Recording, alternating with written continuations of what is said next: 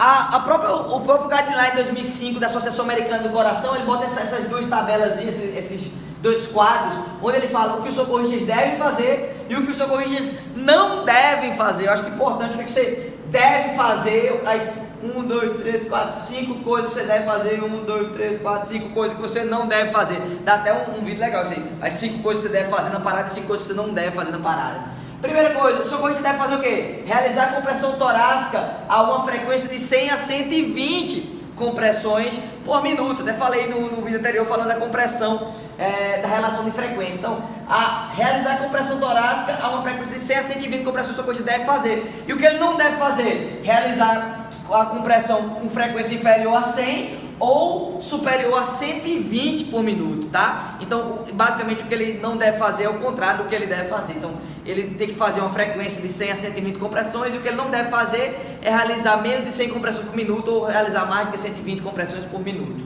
tá? Outra coisa, ele deve comprimir uma profundidade de pelo menos 2 polegadas. Isso aqui é no adulto, tá? Ó, ele tá falando do adulto, ó. Ele deve comprimir a uma profundidade de pelo menos 2 polegadas, ou seja, 5 centímetros no adulto. E o que ele não deve fazer? Comprimir uma profundidade inferior a 2 e superior a 2,4 polegadas.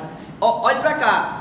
Eu botaria no segundo ponto. O que é que ele deve fazer? Comprimir na profundidade adequada, tá? No caso do adulto, a profundidade é 5 a 6 centímetros, na criança 5 centímetros, no bebê 4 centímetros. O que ele não deve fazer? Comprimir fora dessa profundidade recomendada, ou seja, no adulto não pode comprimir menos que 5 centímetros e nem comprimir mais do que 6 centímetros. Outra coisa, permitir, o que é que ele deve fazer? Permitir o retorno total do tórax após cada compressão. Então é importante que o socorrista profissional da emergência, ele permita o retorno adequado do tórax. E o que ele não deve fazer? Apoiar-se sobre o tórax entre as compressões. Então, muitas vezes naquela sequência 30 compressões para cada 2 ventilações. Então, enquanto o cara está ventilando, o cara não é recomendado ficar apoiado sobre o tórax, tá? Outra coisa, o que ele deve fazer, minimizar as interrupções das compressões.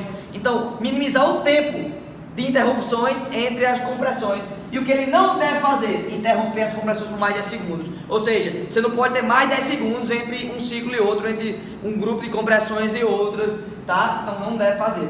Outra coisa, o que é que ele deve fazer? Ventilar o paciente de forma adequada. Ou seja, naquela sequência de 30 para 2, cada ventilação deve durar em média 1 segundo. Cada respiração administrada em 1 segundo, provocando a elevação do tórax. Mas o que ele não deve fazer? Aplicar a ventilação excessiva, ou seja, uma quantidade excessiva ou com força excessiva. Então tá aí o que você deve fazer e o que você não deve fazer na parada. Deve fazer, realizar compressão dentro da frequência de 100 a 120, comprimir adequadamente o tórax com a profundidade adequada, permitir o retorno total do tórax, permitir o retorno do tórax, minimizar as interrupções das compressões e ventilar adequadamente o paciente. E o que você não deve fazer, está aqui, comprimir fora da frequência, comprimir uma profundidade inferior ou superior à recomendada, apoiar sobre o tórax durante as compressões ou entre as compressões, interromper as compressões por mais de 10 segundos e aplicar ventilações excessivas ou com força